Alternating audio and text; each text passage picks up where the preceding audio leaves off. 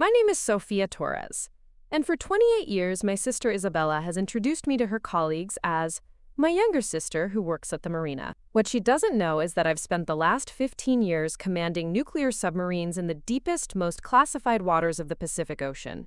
Tonight, at her corporate party in downtown Seattle, that carefully guarded secret is about to surface in ways neither of us could have imagined. I'd love to know which corner of the globe you're watching from. And if this story speaks to you, make sure to subscribe.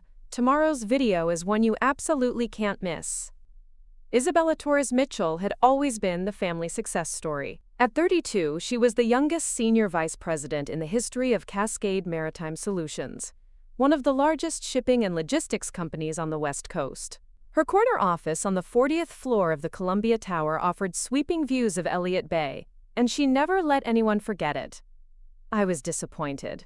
The younger sister who by choosing to work at the Shilshole Bay Marina instead of pursuing what Isabella called a real career. Our conversations followed the same pattern for years. She would ask about my job with barely concealed disdain, and I would give vague answers about boat maintenance and harbor operations. Sophia still thinks playing with boats is a career, she'd tell her friends at family gatherings, her voice carrying that particular tone of embarrassment mixed with pity. I keep telling her she could go back to school, maybe get into business administration, but she seems content with her little marina job. What Isabella never understood was that my little marina job was the perfect cover for something much larger. For 15 years, I had been a United States Navy submarine commander, holding the rank of Rear Admiral in the Pacific Fleet's most classified operations division. My official duty station was Naval Base Kitsap, but my real work took me to depths and coordinates that existed only in heavily redacted files locked in Pentagon vaults. The marina position was arranged through Navy intelligence as part of my cover.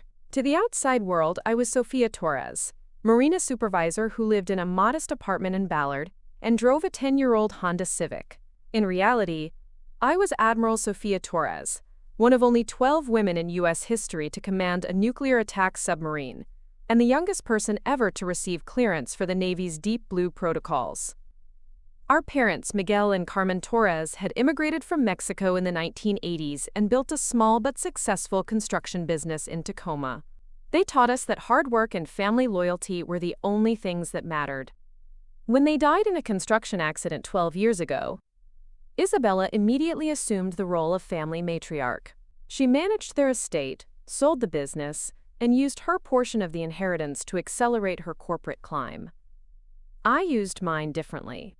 While Isabella bought her downtown condo and started networking with Seattle's business elite, I quietly established a trust fund for military families and continued my naval service. The secrecy wasn't just a professional requirement, it was personal protection. Isabella's world of corporate parties and client dinners had no room for military complications, and I had learned long ago that some truths were too heavy for civilian shoulders. The invitation to tonight's party had arrived 3 weeks ago, printed on expensive cardstock, with Isabella's company logo embossed in gold. Cascade Maritime Solutions Annual Leadership Celebration, it read. Join us as we honor our partnerships with the U.S. Navy's Pacific Fleet operations. The irony wasn't lost on me. I really hope you'll try to make an effort tonight, Isabella had said during our planning call. This is important for my career. The Secretary of the Navy is sending a representative, and several high-ranking military officials will be there. Please don't mention the marina thing unless someone specifically asks.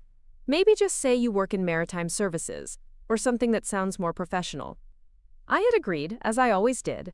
Isabella needed me to be her quiet, unremarkable sister, and I needed her to believe that's all I was. The arrangement had worked for over a decade, allowing me to maintain my cover while keeping peace in the only family I had left.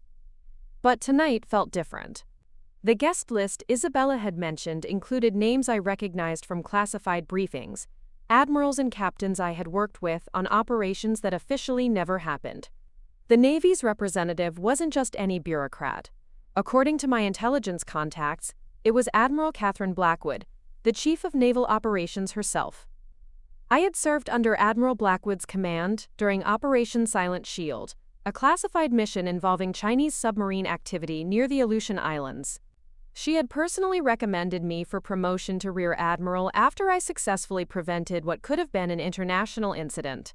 The idea of attending Isabella's party while Admiral Blackwood was present felt like walking through a minefield blindfolded.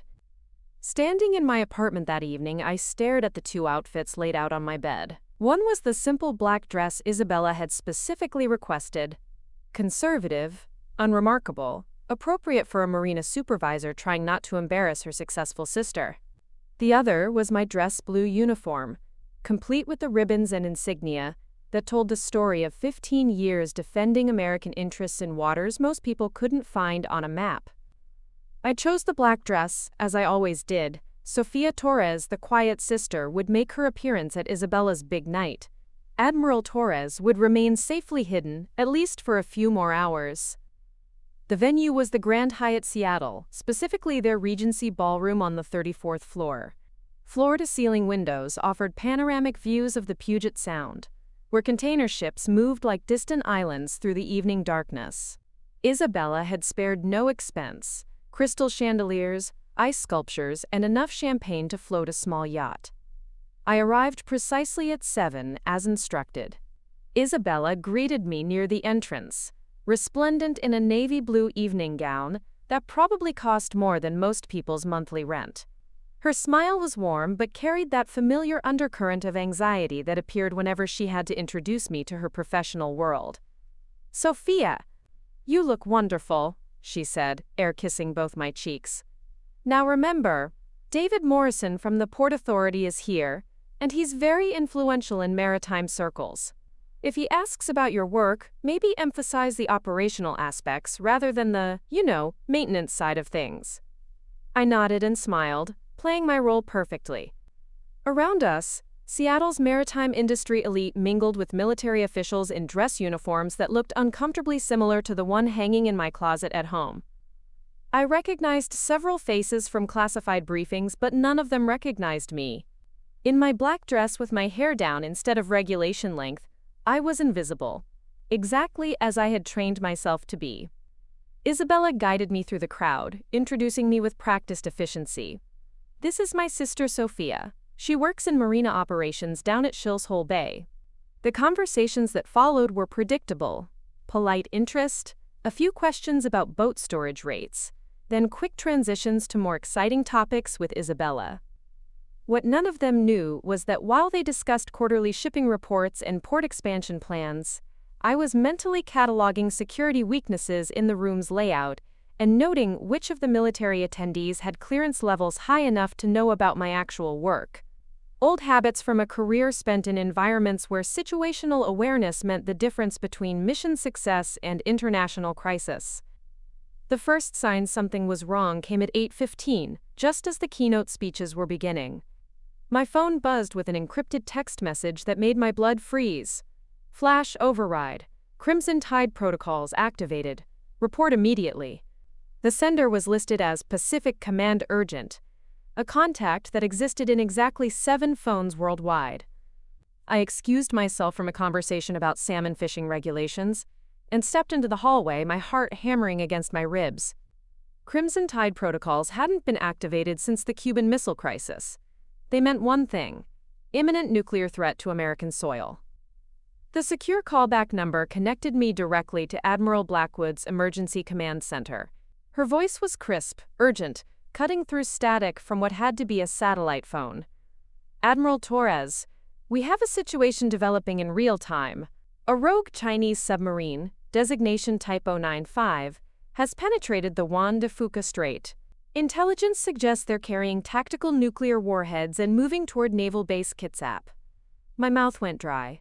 Kitsap was home to the Pacific Fleet's nuclear arsenal, including the Trident missile submarines that formed the backbone of America's nuclear deterrent. If a hostile submarine reached striking distance, they could cripple our entire strategic defense capability in the Pacific.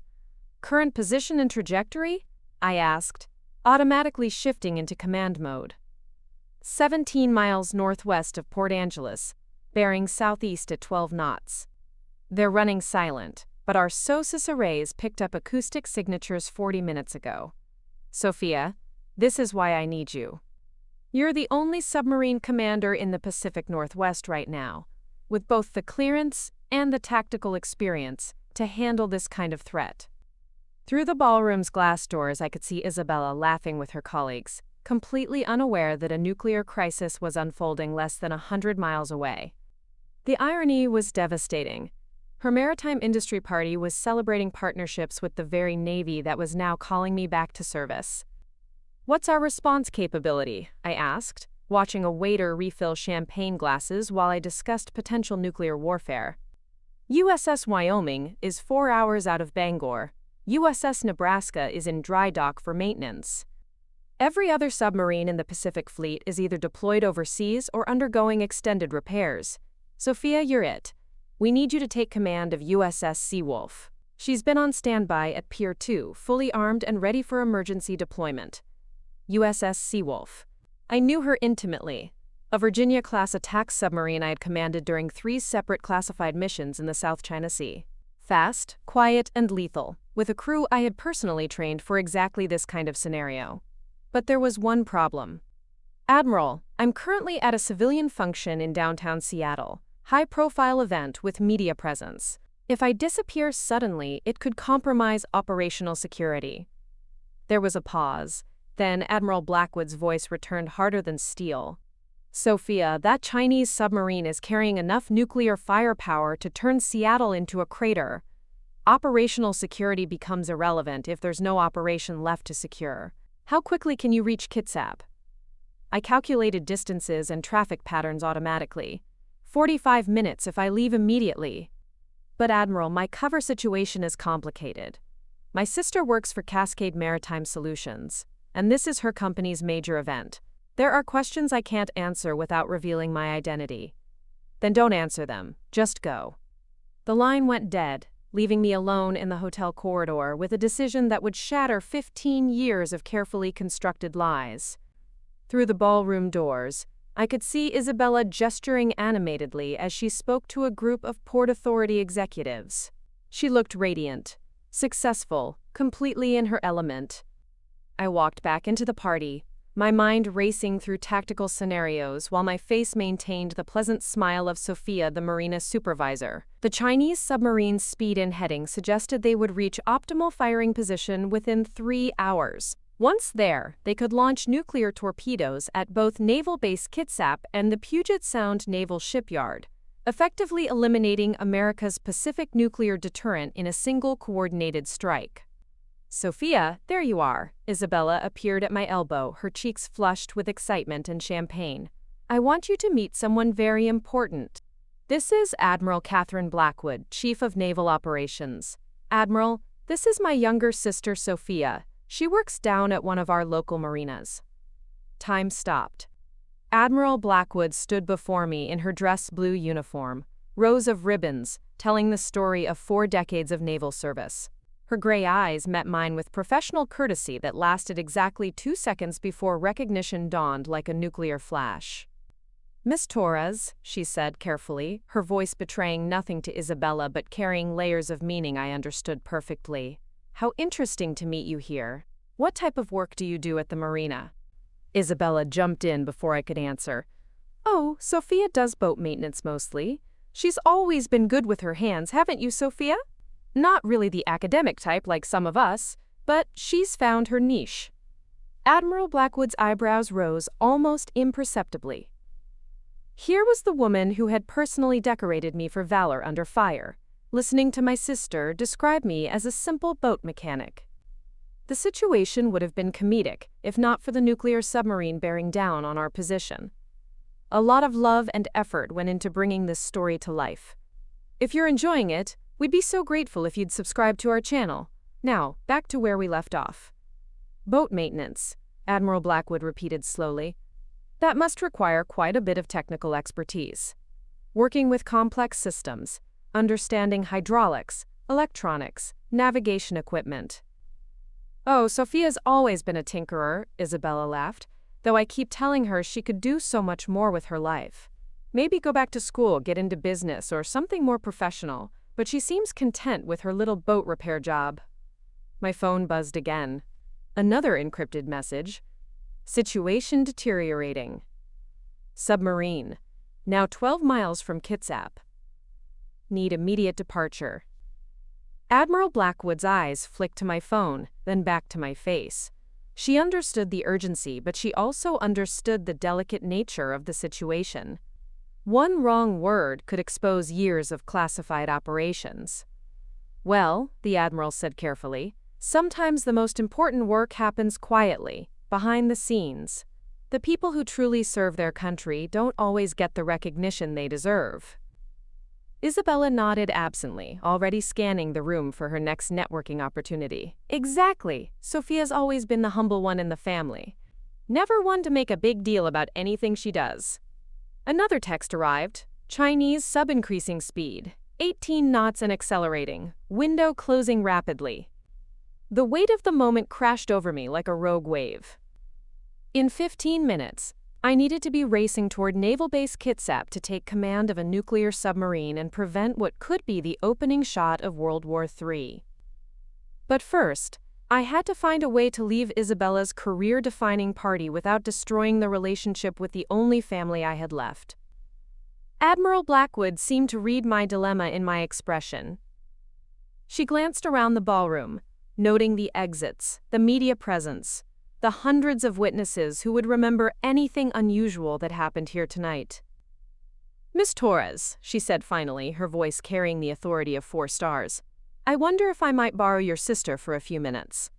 There's a maritime security matter I'd like to discuss with her. Something that might benefit from her. Unique expertise. Isabella beamed, clearly thrilled that a 4-star admiral wanted to speak privately with her. Of course! Sophia, this is such an honor. Maybe Admiral Blackwood can give you some advice about career opportunities in the maritime sector. As we moved toward a quieter corner of the ballroom, Admiral Blackwood leaned close enough to whisper without being overheard. Admiral Torres, we have 17 minutes before that submarine reaches optimal firing position. How do you want to handle this?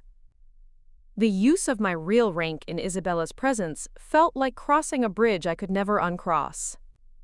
But as I looked out the window at the lights of Seattle, knowing that a nuclear warhead could extinguish them within hours, the choice became crystal clear. Admiral Blackwood, I said quietly, I need to make a phone call. The phone call I needed to make wasn't to any external command center. It was to my own crew aboard USS Seawolf, men and women who had followed me through classified waters from the Arctic Circle to the Taiwan Strait. But first, I had to navigate the minefield of Isabella's expectations and Admiral Blackwood's barely contained urgency. Sophia, what kind of phone call could be so important right now? Isabella's voice carried that familiar edge of embarrassment. Admiral Blackwood is trying to talk with us about maritime opportunities, and you're checking your phone like some teenager. Admiral Blackwood held up a hand, her expression grave. Actually, Miss Torres Mitchell, your sister's phone call might be more important than you realize. Sophia, please make your call. We'll wait. I stepped toward the floor-to-ceiling windows overlooking Elliott Bay, where cargo ships moved through the darkness like sleeping giants. My fingers found the encrypted speed dial number I hadn't used in 6 months, the direct line to USS Seawolf's command center. Command, this is Admiral Torres, I said quietly, my voice automatically dropping into the authoritative cadence that had commanded nuclear submarines through the world's most dangerous waters. I need immediate status on crew readiness and weapons systems. Behind me, I heard Isabella's sharp intake of breath. The words Admiral Torres hung in the air like a depth charge waiting to explode. Admiral, came the crisp reply from Commander Sarah Mitchell, my executive officer. We've been at battle stations since the alert came through. Crew is fully manned, all systems green, weapons loaded and armed.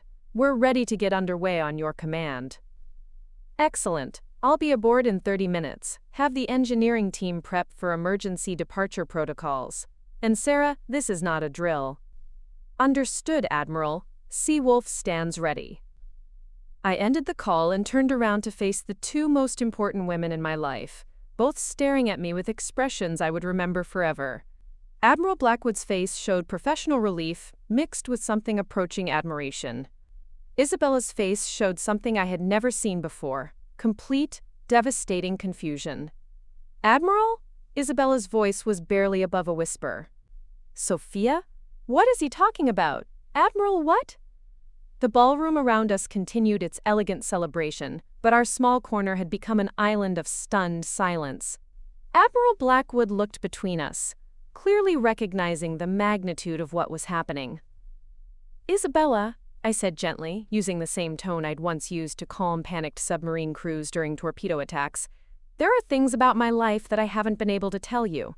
Things I've been legally required to keep secret." "Secret?" Isabella's voice cracked. "What kind of secrets?" "Sophia, you work at a marina, you fix boats. You drive that terrible Honda and live in that tiny apartment in Ballard. What could possibly be secret about any of that?" Admiral Blackwood stepped forward, her 4-star authority filling the space between us. "Ms. Torres Mitchell, your sister is Rear Admiral Sophia Torres, United States Navy. She's one of the most decorated submarine commanders in the Pacific Fleet, and right now, she's the only person who can prevent a nuclear attack on American soil." The champagne glass slipped from Isabella's hand, shattering against the marble floor with a sound like breaking crystal. Around us, a few party guests glanced over, but the background noise of the celebration swallowed the moment.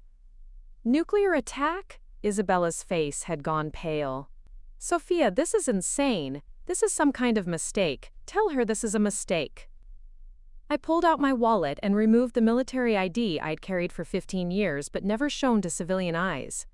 The photograph showed me in dress blues, hair regulation length, expression serious and professional. The rank insignia clearly read RADM for Rear Admiral.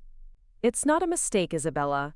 For the past 15 years, while you thought I was wasting my life at the marina, I've been commanding nuclear submarines.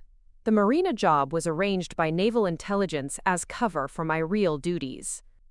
Isabella took the ID with trembling hands, studying it as if it were written in a foreign language. 15 years? Since Mom and Dad died? You've been lying to me for 15 years? "Not lying," I said carefully, "protecting. Both you and the missions I was sworn to complete. Isabella, there are Chinese nuclear submarines in the Strait of Juan de Fuca right now, moving toward Naval Base Kitsap. If they reach their target, they could launch nuclear weapons at Seattle. I'm the only submarine commander available to stop them." Admiral Blackwood checked her watch, her face grim. "Admiral Torres, we have 12 minutes before that submarine reaches optimal firing position. Every second we delay increases the risk to civilian populations." The weight of those words settled over Isabella like a physical force. Her successful corporate world, her carefully planned career trajectory, her dismissive attitude toward my little marina job, all of it collapsed in the face of nuclear reality. "But you're my sister," Isabella said weakly. You're Sophia. You've never even mentioned the military. How can you be an admiral? How is any of this possible?" I reached into my evening purse and pulled out something I'd carried to every family gathering for 15 years but never revealed: a small leather case containing my submarine warfare insignia and combat ribbons. The gold dolphin pin gleamed under the ballroom's crystal chandeliers, a symbol that meant everything to naval submariners and nothing to the civilian world. "This is who I really am," I said, pinning the dolphins to my black dress. "I've earned the right to wear these through missions I can never discuss, in waters you'll never see marked on any public map. I've prevented wars that history will never record, and protected American interests in ways that would terrify you if you knew the details." Isabella stared at the insignia, then at Admiral Blackwood, then back at me. "The Chinese submarine you're talking about, how close is it?" "Close enough that if I don't leave right now, everyone at this party could be dead within 2 hours," I said bluntly. "Isabella, I need you to understand something. Every dismissive comment you've made about my career, every time you've introduced me as your sister who just fixes boats, you were talking about someone who has spent her adult life serving our country at the highest levels of classified naval operations." Admiral Blackwood stepped closer, her voice urgent but respectful.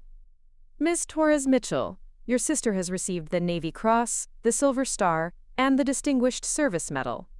She's commanded some of the most advanced submarines in the world, and has never lost a crew member under her command. The Pentagon considers her one of our most valuable strategic assets. Isabella's legs seemed to give out slightly, and she reached for a nearby chair. Strategic asset? Sophia, you've been to my apartment. You've seen my awards, my promotions, my success, and the whole time I was proud of you, I interrupted. Proud of your achievements, proud of your success, proud to be your sister. I never resented your accomplishments, Isabella. I just couldn't share mine. My phone buzzed with another encrypted message. Submarine now 8 miles from Kitsap. Must depart immediately. Admiral Torres, Admiral Blackwood said formally. The USS Seawolf is waiting. Your country needs you now. I looked at Isabella one last time, seeing her not as the dismissive older sister who had spent years undermining my choices, but as the frightened woman who had just learned that everything she thought she knew about her family was wrong. Isabella, I have to go. There are 200 people aboard that Chinese submarine, and millions of American civilians whose lives depend on what happens in the next few hours. When this is over, if we both survive it, we'll talk about everything. But right now, I need you to trust that the sister you thought was wasting her life has actually spent 15 years preparing for this moment. I turned toward the ballroom exit, my black dress and submarine dolphins, an incongruous combination that somehow perfectly captured the split life I'd been living. Sophia, wait! Isabella's voice stopped me at the doorway. When I turned back, she was standing straighter, some of her corporate composure returning even as tears streaked her makeup. Come home safe, Admiral. For the first time in 15 years, my sister had called me by my real rank. The drive from downtown Seattle to Naval Base Kitsap normally took 45 minutes. I made it in 28. My Honda Civic pushed to limits it was never designed for, while I coordinated a nuclear response through my encrypted phone. The irony wasn't lost on me. Isabella's pathetic sister racing through the night in her terrible car to prevent World War III. Admiral's sonar has refined the contact, Commander Mitchell's voice crackled through the secure connection. Chinese submarine is definitely Type 095, nuclear-powered, and she's running deeper than expected. Depth approximately 400 feet, which suggests they're trying to use the thermocline layer to mask their acoustic signature. I took the final turn toward the base gates at dangerous speed, my mind automatically calculating tactical responses. Weapons load? Intelligence estimates 6 nuclear torpedoes, possibly more. Admiral, there's something else. We're picking up secondary contacts. This might not be a lone wolf operation. My blood turned to ice water. Secondary contacts? How many? Sonar thinks at least 2 additional submarines, running silent about 10 miles behind the primary contact. Admiral, if this is a coordinated attack. The implications hit me like a torpedo blast. 3 Chinese nuclear submarines approaching the Pacific Fleet's primary base wasn't just an attack. It was an attempted decapitation strike, designed to eliminate America's nuclear deterrent capability in one coordinated assault. I screeched through the base security checkpoint, my military ID causing the guards to snap to attention despite my civilian clothes. Commander, get me a direct line to Pacific Fleet Command. We need to escalate this to DEFCON 2 immediately. Already initiated, Admiral, but there's a problem.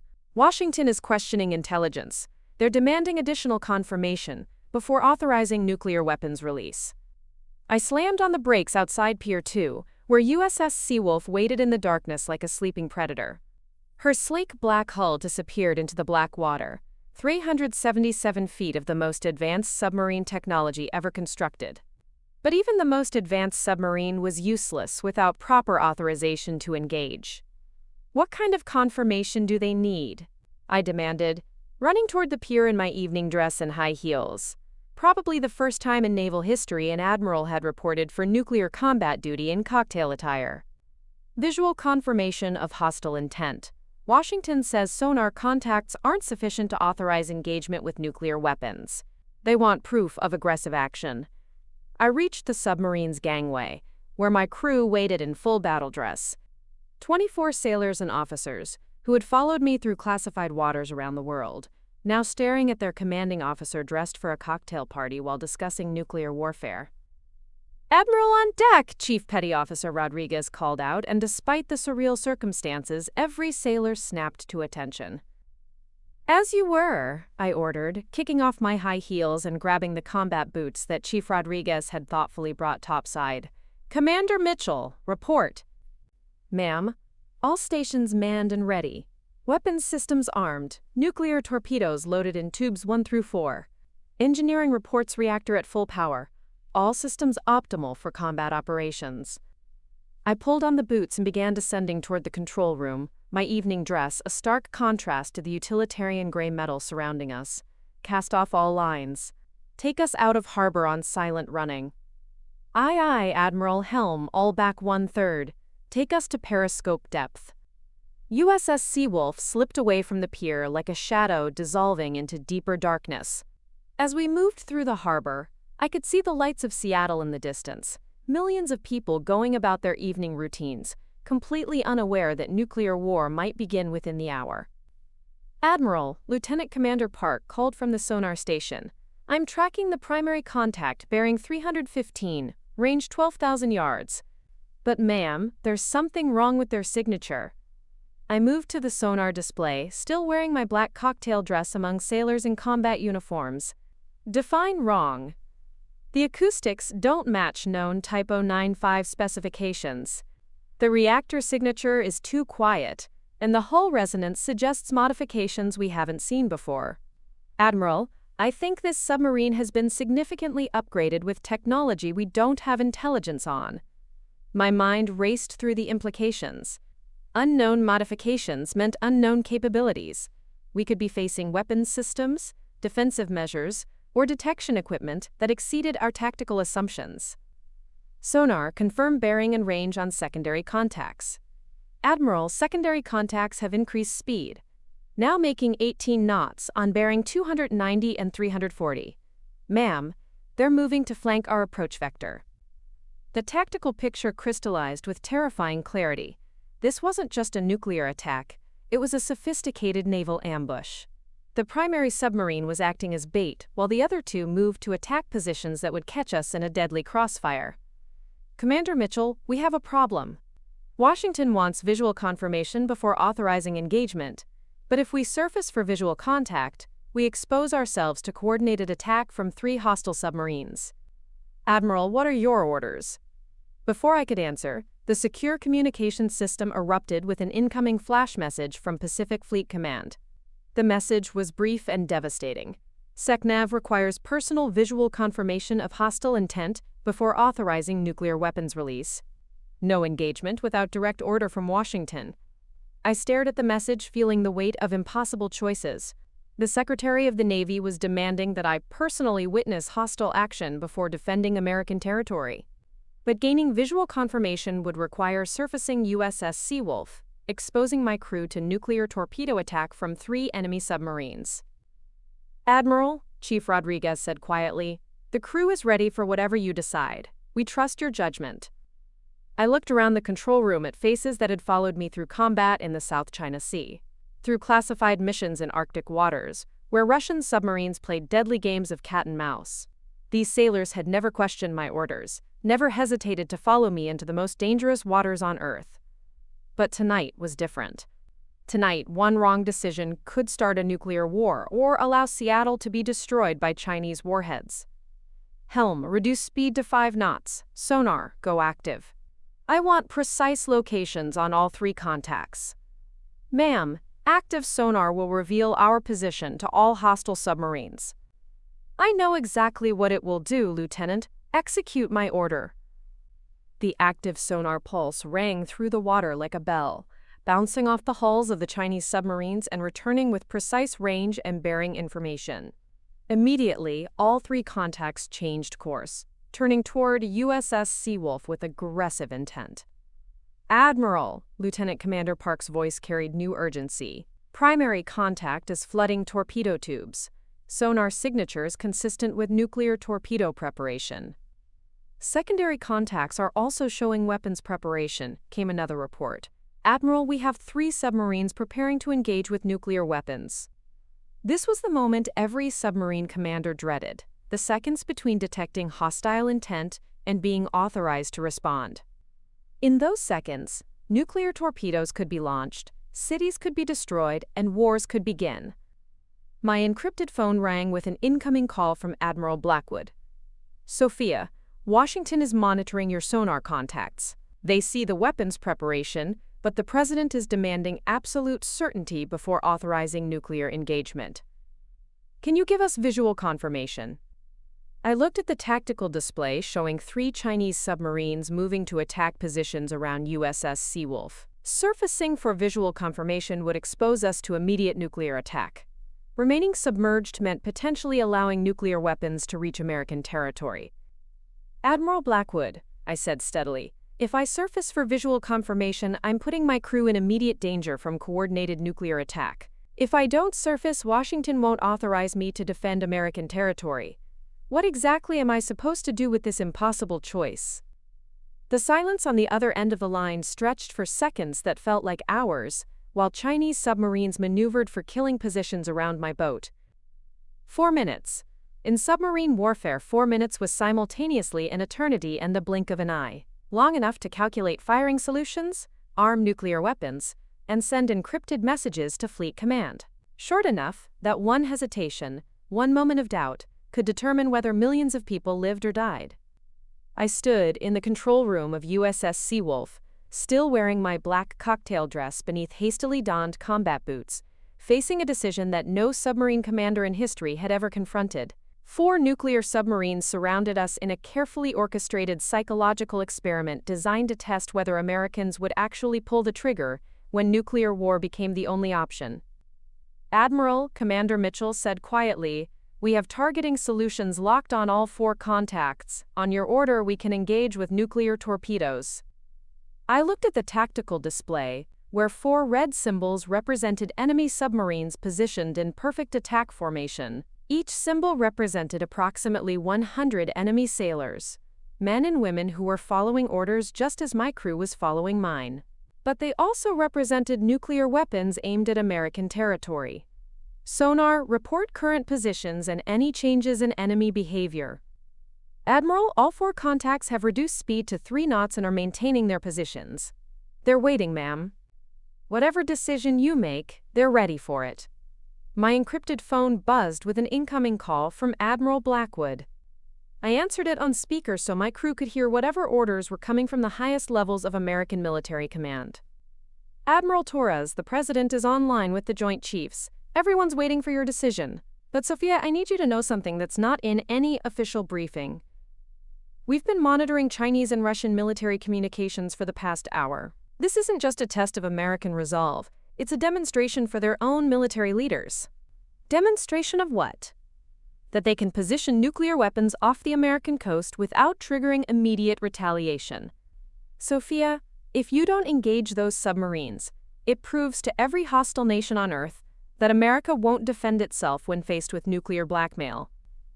The weight of that realization settled over the control room like a physical force. This wasn't just about preventing an attack on Seattle. This was about establishing whether America would defend itself in the nuclear age, or whether the mere threat of nuclear retaliation would paralyze American decision-making. Admiral Blackwood, what about civilian casualties? If I engage 4 nuclear submarines simultaneously, some of those torpedoes might detonate close enough to shore to cause radioactive contamination. Sophia, the alternative is allowing 4 enemy submarines to prove they can approach American territory with nuclear weapons and face no consequences. The strategic implications of that precedent are worse than any tactical casualties. I looked around at my crew, seeing in their faces the same impossible calculation I was wrestling with. Engage and risk immediate nuclear warfare. Don't engage and invite future nuclear blackmail that could be far worse. Lieutenant Morrison, I said to my weapons officer, if we fire all 4 nuclear torpedoes simultaneously, what's our probability of success against 4 targets? Admiral, individual probability is approximately 85% per torpedo. But ma'am, if we fire all 4 simultaneously, we won't have time to reload before they return fire. This becomes a single exchange engagement. A single exchange engagement, military terminology for mutual annihilation. We might destroy all 4 enemy submarines, but their nuclear torpedoes would certainly destroy us in return. Chief Rodriguez, poll the crew. I need to know if they're willing to engage in combat that will almost certainly result in the loss of USS Seawolf with all hands. Chief Rodriguez activated the internal communication system. All stations, this is the chief. The Admiral needs to know if you're prepared for a mission that we probably won't survive. No judgment either way, but she needs honest answers. The responses came back within 60 seconds from every compartment of the submarine. Engineering, ready, Chief. Sonar, standing by, Chief. Torpedo room, locked and loaded, Chief. Medical, we're with the Admiral, Chief. 24 sailors, men and women who had families, dreams, and lives beyond this submarine, unanimously choosing to risk everything for a mission that would probably kill them all. Admiral, Commander Mitchell said, her voice steady despite the magnitude of what we were discussing, there might be another option. What if we don't engage all 4 submarines simultaneously? Explain. We target the Russian submarine first. It's positioned furthest from the others, and intelligence suggests it's the command vessel coordinating this operation. If we take out their command structure, the other 3 might withdraw rather than continue the engagement without coordination. I studied the tactical display, calculating angles, distances, and response times.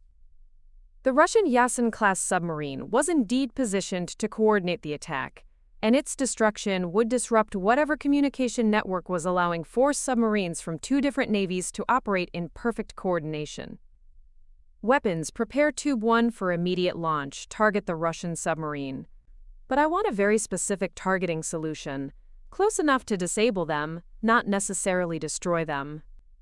Admiral, with nuclear torpedoes, there's no such thing as disable. They're either destroyed or they're not. Then we don't use nuclear torpedoes. I turned to face my weapons officer directly. Load Tube 1 with a Mark 48 conventional torpedo. Maximum yield conventional warhead. The control room fell silent. Every submarine officer knew that conventional torpedoes against nuclear submarines was like bringing a knife to a gunfight. But it was also the difference between starting a nuclear war and sending a message that America would defend itself without immediately escalating to nuclear exchange. Admiral, Lieutenant Morrison said carefully, conventional torpedoes against hardened submarine hulls. The probability of kill is significantly reduced. Lieutenant, I'm not trying to kill anyone. I'm trying to end this standoff without triggering World War III. Load the conventional torpedo. Aye, aye, Admiral. Tube 1 loaded with Mark 48 conventional torpedo, targeted on the Russian submarine. I picked up the underwater telephone again, opening communication to all 4 enemy submarines. This is Admiral Torres. Captain Zhang, I'm about to demonstrate American resolve in a way that your psychological experiment didn't account for. We're going to engage your command vessel with conventional weapons. Your response will determine whether this escalates to nuclear exchange or ends with a tactical lesson. Captain Zhang's voice crackled through the water, carrying a note of surprise. Admiral Torres, conventional weapons against nuclear submarines? That is either very brave or very foolish. Captain Zhang, it's something your analysts didn't consider when they designed this test. Americans don't just have nuclear options. We have the discipline to use appropriate force for the tactical situation. I looked at Commander Mitchell, who nodded her readiness. Around the control room, my crew stood at their stations, prepared for whatever consequences would follow. Fire Tube 1. The Mark 48 torpedo launched from USS Seawolf with a distinctive whoosh of compressed air and propellant. Unlike the nuclear torpedoes that could destroy entire city blocks, this conventional weapon carried just enough explosive power to cripple a submarine without vaporizing it. Torpedo running hot, straight, and normal, reported Lieutenant Morrison. Time to impact, 45 seconds. For 45 seconds, every person aboard 5 submarines held their breath, while physics and politics collided in the dark waters of the Puget Sound. A conventional torpedo racing toward a Russian submarine, carrying with it the message that America would defend itself without immediately resorting to nuclear warfare. Impact, came the report from sonar. Russian submarine showing signs of damage. They're blowing ballast tanks. Emergency surface. Through the periscope, I watched the Russian submarine break the surface in a fountain of white water and emergency ballast air. Damaged but not destroyed, sending a message that American submarine commanders could exercise precise judgment even under extreme pressure. Captain Zhang's voice returned over the underwater telephone, carrying a tone of grudging respect. Admiral Torres, that was unexpected. Stand by for new orders. The next 4 minutes would determine whether my gamble had prevented nuclear war or merely delayed it. Admiral, Lieutenant Commander Park called from sonar. I'm detecting emergency communications between all 3 remaining Chinese submarines. Encrypted burst transmissions. High priority. Any indication of their intent? Negative, ma'am, but their acoustic signatures suggest they're preparing to change position. All 3 contacts are increasing reactor output. I watched the tactical display as the 3 Chinese submarines began moving with deliberate precision. Instead of closing for attack, they were widening their formation, moving away from USS Seawolf while maintaining weapons readiness. Sonar? Status on the Russian submarine? Still on the surface, Admiral. I'm detecting mechanical noise consistent with emergency repairs. They're taking on water but appear to be stable. My encrypted phone rang with an incoming call from Pacific Fleet Command. Admiral Blackwood's voice carried a mixture of relief and amazement. Sophia, we're monitoring everything from satellite surveillance. The Russian submarine has transmitted a message to Moscow reporting mission parameters exceeded, American response unpredictable, recommend immediate withdrawal. What about the Chinese submarines? Still maintaining position, but Beijing is reportedly demanding an explanation for how their carefully planned psychological operation was disrupted by a single conventional torpedo. Sophia, you've created a tactical situation that nobody's training manuals covered. Through the periscope, I could see the damaged Russian submarine struggling to maintain surface stability, while emergency repair crews worked frantically on their hull. It was a powerful visual message. American submarines could reach out and touch enemy vessels with surgical precision, demonstrating capability without triggering escalation. Admiral Torres, came Captain Zhang's voice over the underwater telephone, carrying a tone I hadn't heard before, uncertainty. Our operational parameters assumed you would either refuse to engage or immediately escalate to nuclear weapons. Your response has created complications. Captain Zhang, sometimes the most effective warfare is the kind that leaves your enemy alive to explain to their superiors why their plans failed. You came here to test American resolve. Consider it tested. Admiral, we are receiving new orders from Beijing. Stand by. The control room fell silent except for the subtle hum of electrical systems and the distant sound of sonar pings. My crew stood at their stations, professional and ready, but I could see in their faces the same realization that was dawning on me. We had just participated in a redefinition of submarine warfare doctrine. Commander Mitchell approached my position at the periscope. Admiral, request permission to speak freely. Granted. Ma'am, what you just did, using conventional weapons in a nuclear standoff, it's going to change how every submarine commander approaches tactical decisions. You've created a new option that didn't exist before. Commander, every military innovation starts with someone deciding that the existing options aren't good enough. Sometimes you have to create the solution that your enemy didn't expect. Lieutenant Morrison looked up from his weapons station. Admiral, should we reload Tube 1 with nuclear torpedoes? Negative. Reload with another Mark 48 conventional. If this engagement continues, we continue it on our terms, not theirs. My phone buzzed with an incoming message from the Pentagon. SECDEF requests immediate tactical assessment. Chinese submarines showing signs of withdrawal. Advise current status. I typed back quickly. Demonstrated American capability for precise response. Enemy forces reconsidering tactical assumptions. Maintaining defensive posture. Admiral, Chief Rodriguez said quietly, I'm getting reports from throughout the boat. The crew wants you to know they're proud to serve under your command. They've never seen anything like what you just did. Captain Zhang's voice returned over the communication system, but this time he wasn't alone.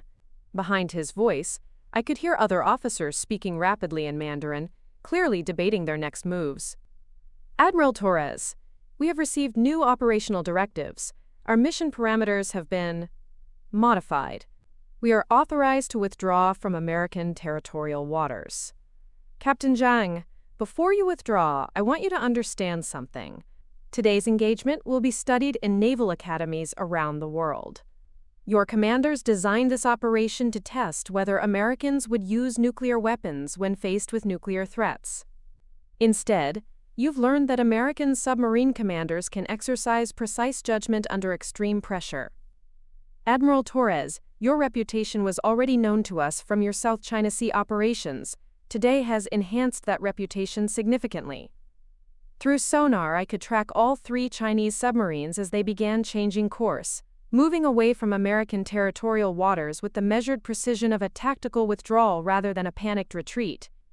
Admiral, Lieutenant Commander Park reported, all Chinese contacts are maintaining a bearing 270, speed 12 knots. They're heading back toward international waters. I lifted the periscope and took one final look at the surface, where the damaged Russian submarine was preparing to submerge after completing emergency repairs. Steam rose from their hull, where welding torches had sealed breaches, a visible reminder of what precision could accomplish without total destruction. All stations, this is the Admiral, I announced over the internal communications system. The immediate threat to American territory has been neutralized. All enemy submarines are withdrawing from American waters. We accomplished our mission without loss of life on either side, and without triggering nuclear escalation. The control room erupted in quiet cheers and congratulations, the kind of professional celebration that happens when submariners realize they've survived something that could have ended civilization. But even as my crew celebrated, I was already thinking about the consequences of what we had done. In the next few hours, intelligence agencies around the world would be analyzing every aspect of this engagement. The fact that an American submarine commander had chosen conventional weapons over nuclear ones in a nuclear standoff would reshape tactical doctrine for decades. Commander Mitchell, I said, take us back to base. Silent running, standard approach. Aye, aye, Admiral. Helm, come to course 090, depth 200 feet, speed 8 knots. As USS Seawolf turned toward home, I realized that the most difficult part of this mission wasn't over. In a few hours, I would have to explain to my sister Isabella how her pathetic younger sister had just prevented World War III while wearing a cocktail dress and combat boots. My encrypted phone rang one final time with a call from Admiral Blackwood. Sophia, the President wants to speak with you directly when you return to base. But before that happens, I need you to know something. What you did today, choosing precision over power, restraint over retaliation, it's going to become a case study for every military academy in the world. Admiral, I just did what submarine commanders are trained to do, assess the tactical situation and choose the appropriate response. Sophia, submarine commanders are trained to follow doctrine. You rewrote doctrine in real time while surrounded by enemy nuclear weapons. There's a difference.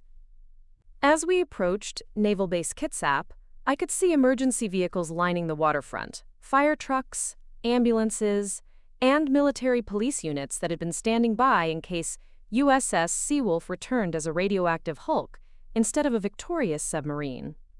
Instead, we were returning as the submarine that had proven American submarine commanders could exercise precise judgment under ultimate pressure, creating new possibilities for naval warfare that nobody had imagined before today. The debriefing lasted 18 hours.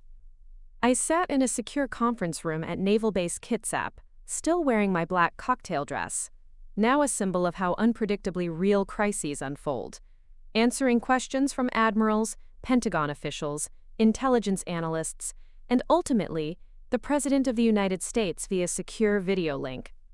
Admiral Torres, the President said during our private conversation, what you accomplished last night has implications far beyond preventing a nuclear incident.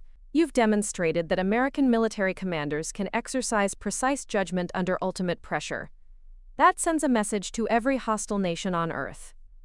3 weeks later, I stood in Isabella's downtown Seattle apartment, looking out at Elliott Bay where 4 enemy submarines had recently tested American resolve.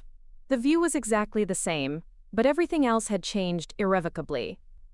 I still can't believe I spent 15 years telling people my sister fixes boats, Isabella said, setting down 2 cups of coffee on her granite countertop. She had taken a leave of absence from Cascade Maritime Solutions to process what she called a fundamental reorganization of my understanding of reality. The media attention had been carefully managed by Navy public affairs, but enough details had emerged to make me a reluctant public figure. The headlines focused on the conventional torpedo decision, calling it either, quote, brilliant tactical innovation or dangerous departure from established doctrine, depending on the publication's political leanings. Isabella, I never wanted you to feel deceived. The secrecy wasn't about not trusting you. It was about protecting both of us from complications that could have destroyed my career and put you in danger. She nodded, sipping her coffee thoughtfully. Sophia, I've been thinking about this for weeks.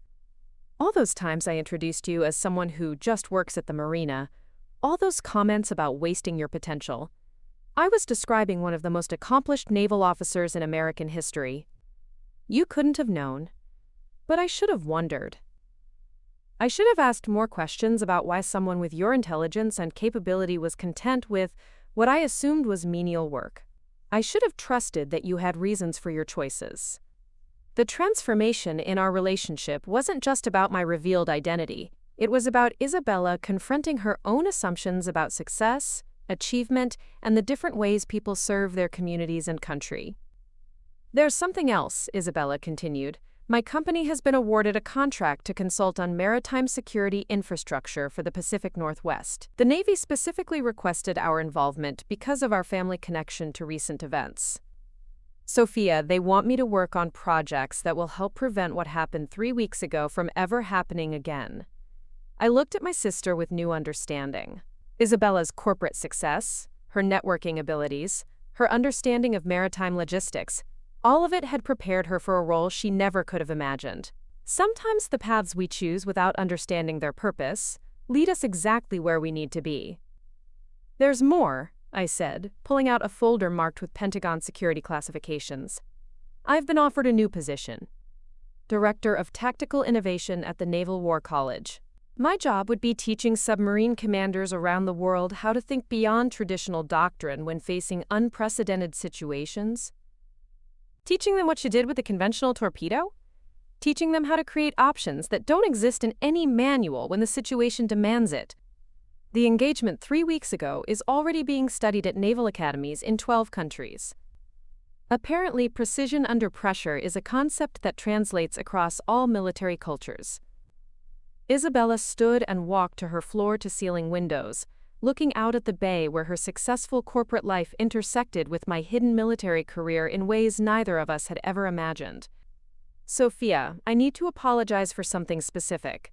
When I was building my case to control Dad's estate, I wasn't just dismissive of your career choices. I actively tried to undermine your credibility. I told attorneys and family friends that you lacked ambition, that you were unstable, that you couldn't handle complex responsibilities. The admission hung between us like a depth charge waiting to explode. But instead of anger, I felt something closer to relief. The truth, finally spoken openly, could be addressed directly. Isabella, I knew about the estate maneuvering. Naval intelligence has ways of monitoring communications that affect personnel with security clearances. But I also understood why you did it. You saw someone who seemed to be wasting opportunities while you were working incredibly hard to build something meaningful. That doesn't excuse what I did.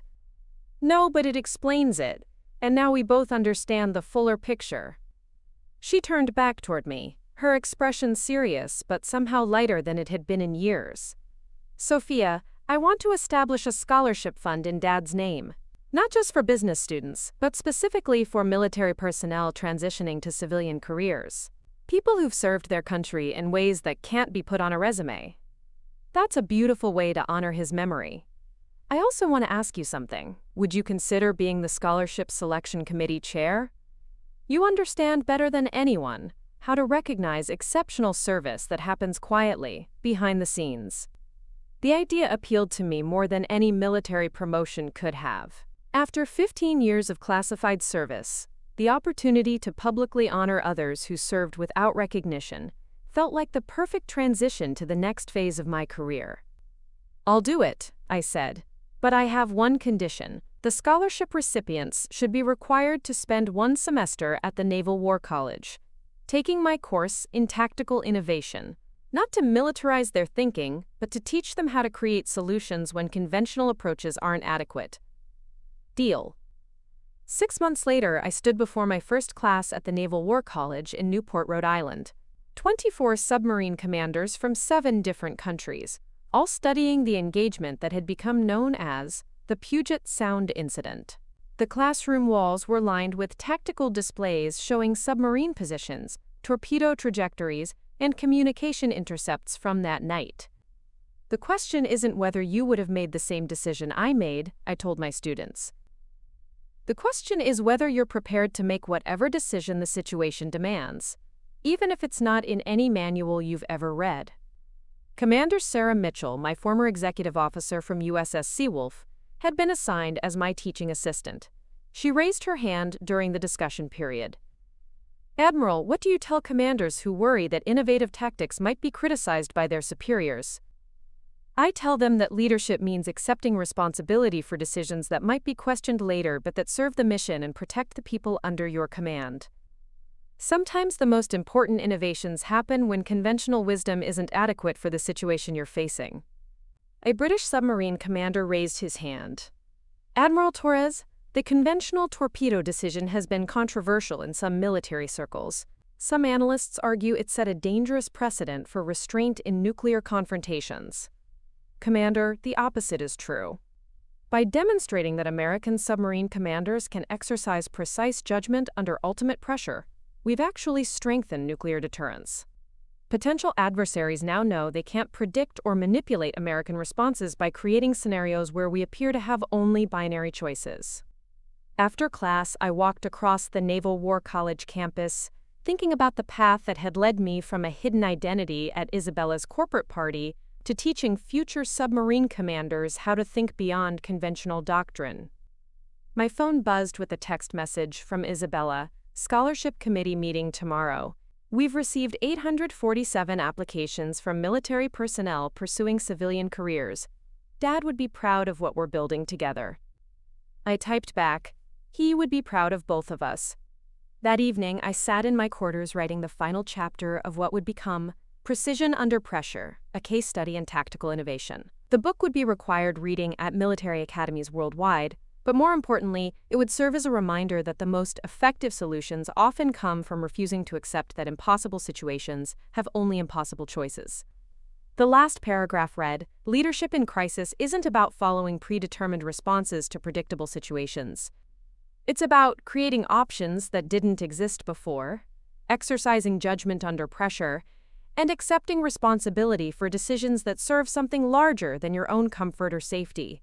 Sometimes the most important victories are the ones that leave everyone alive to learn from what happened." As I finished writing, I realized that Isabella had been right about one thing during all those years of dismissive comments. I had indeed found my niche.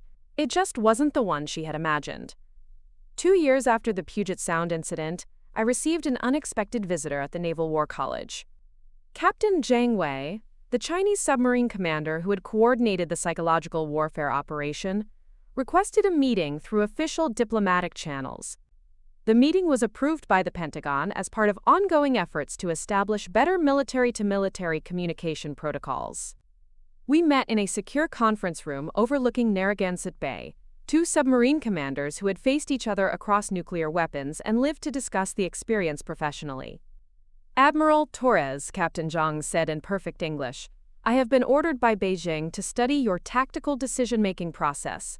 The conventional torpedo engagement has become required study material at our Naval Academy. Captain Zhang, I'm curious about something. When you designed that operation, what response did you actually expect?" "Honestly, we expected either immediate nuclear escalation or American paralysis. Your decision to create a third option using conventional weapons was unprecedented in our analysis. It demonstrated a level of tactical flexibility that our military planners had not considered possible under such extreme pressure. We spent 3 hours discussing submarine tactics, command decision-making under pressure, and the psychological elements of nuclear deterrence. It was one of the most professionally satisfying conversations of my career, 2 former adversaries sharing technical expertise that could prevent future conflicts.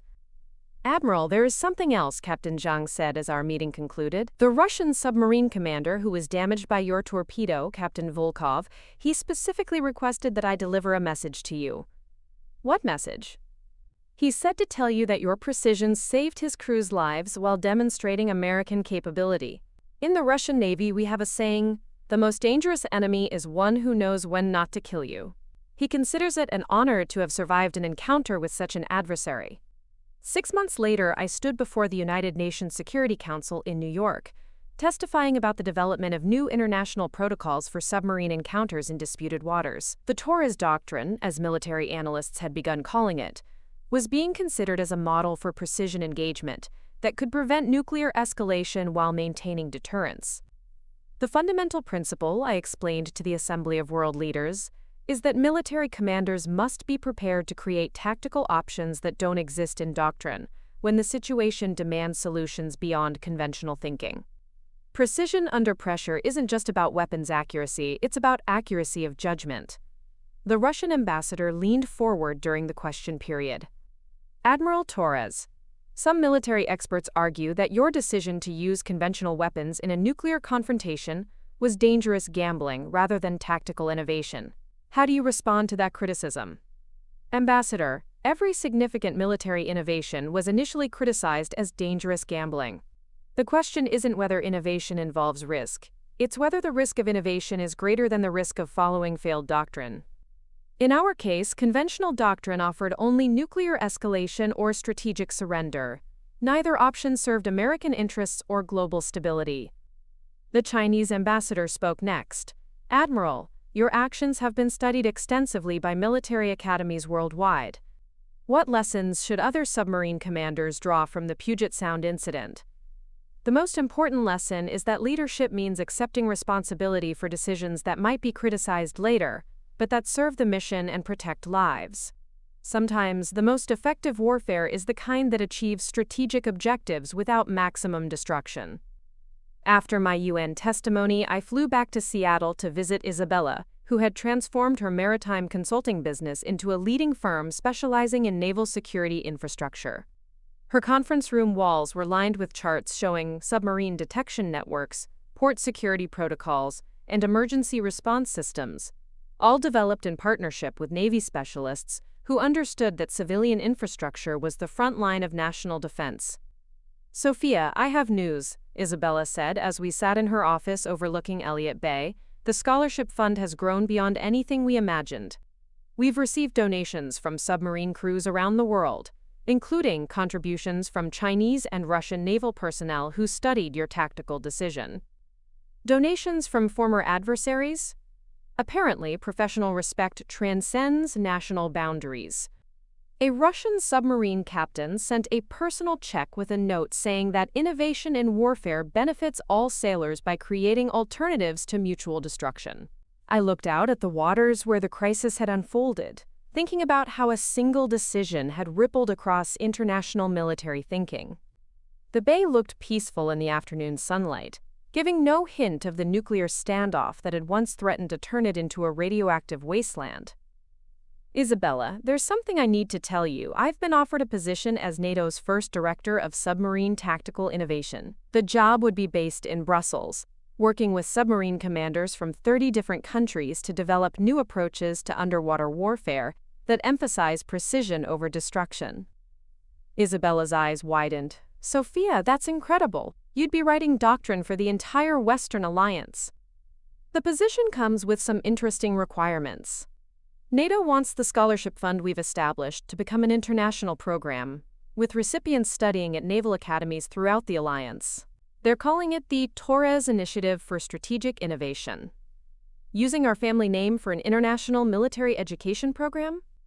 Using Dad's name to honor service members who find innovative solutions to impossible problems. I can't think of a better legacy for his memory. 3 months later, I stood in my new office at NATO headquarters in Brussels, looking at a wall map showing submarine patrol areas throughout the Atlantic and Mediterranean. My staff included submarine commanders from 12 different countries, all working together to develop tactical doctrine that emphasized precision, restraint, and innovation over conventional escalation. My first major project was establishing the International Submarine Command College, where future submarine commanders would study not just tactical maneuvers and weapons systems, but decision-making under pressure, cultural communication during crises, and the psychology of deterrence without destruction. Commander Mitchell, who had followed me to Brussels as my deputy director, knocked on my office door. "Admiral, we've received an interesting communication from the Chinese Navy. They're requesting permission to send submarine commanders to our new international program.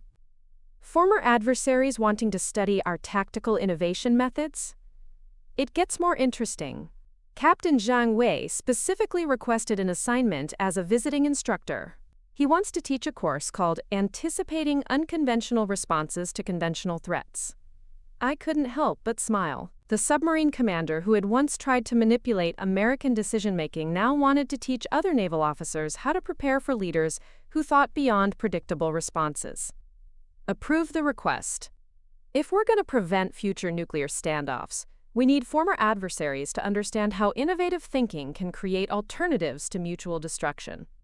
That evening, I called Isabella from my apartment in Brussels, looking out at the lights of a city that represented international cooperation rather than national competition. "How's the international submarine diplomacy business?" she asked, with the affection that had replaced her old dismissiveness. "Complicated but rewarding. I'm teaching submarine commanders from countries that were enemies last decade how to communicate during crises, without shooting first. It's like family therapy for nuclear-armed naval officers." Speaking of family, I have news. David and I are engaged. "Isabella, that's wonderful. When's the wedding?" "We're planning something small, but Sophia, there's something specific I want to ask you. Would you consider giving a speech at the reception? Not about submarine warfare, but about persistence. About finding your own path even when the people who love you don't understand it." "I'd be honored. And Sophia, I want you to wear your dress blue uniform. I've spent 15 years not knowing who my sister really was. I want everyone at my wedding to meet Admiral Torres, not just Sophia who works at the marina." 6 months later, I stood at Isabella's wedding reception, wearing my dress blues with full ribbons and insignia, addressing a room full of Seattle's maritime industry elite, many of whom had met me years earlier as the quiet sister who just fixed boats. "When Isabella and I were growing up," I said to the assembled guests, "our father taught us that service comes in many forms.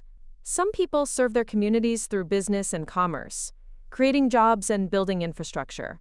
Others serve through military duty, protecting the freedoms that make commerce possible. The most important lesson our father taught us was that different types of service are equally valuable, even when they're not equally visible." I looked at Isabella, radiant in her wedding dress, sitting next to David, who worked for a tech company that developed underwater communication systems for naval vessels. Even her choice of husband had somehow connected her world to mine. Isabella spent years building a career that serves the maritime industry and supports the economic infrastructure that keeps our region prosperous. I spent those same years serving our country in ways I couldn't discuss publicly. Neither of us understood the other's path, but both paths led us to work that matters. Sometimes the most important thing a family can do is trust that we each know something about our own calling that others can't see from the outside. After the reception, Isabella and I walked along the Seattle waterfront, looking out at Elliott Bay, where our separate worlds had once collided in ways that changed both our lives. "Sophia, do you ever regret the secrecy, all those years when you couldn't share what you were really doing?" "Isabella, secrecy was the price of doing work that mattered. But if I had to do it again, I would try harder to help you understand that different people serve in different ways. Your success in the corporate world wasn't less important than my service in the Navy, it was just different. And now? Now we're both doing work that builds something larger than ourselves. You're protecting maritime infrastructure, I'm teaching military innovation, and together we're honoring Dad's memory by supporting people who serve quietly. I think he would be proud of both of us." As we walked, I thought about the journey from that night at her corporate party, when she introduced me as someone who just works at the marina, to tonight, when she proudly introduced me as Admiral Torres to every guest at her wedding. The transformation wasn't just about my revealed identity. It was about both of us learning that respect isn't something you demand. It's something you earn by doing work that matters, whether or not anyone notices. Looking for more? We've got two amazing stories ready for you right on screen. If this one touched you, these are absolutely worth your time. Click to watch them now. And hey, subscribe and hit that bell to never miss our latest uploads.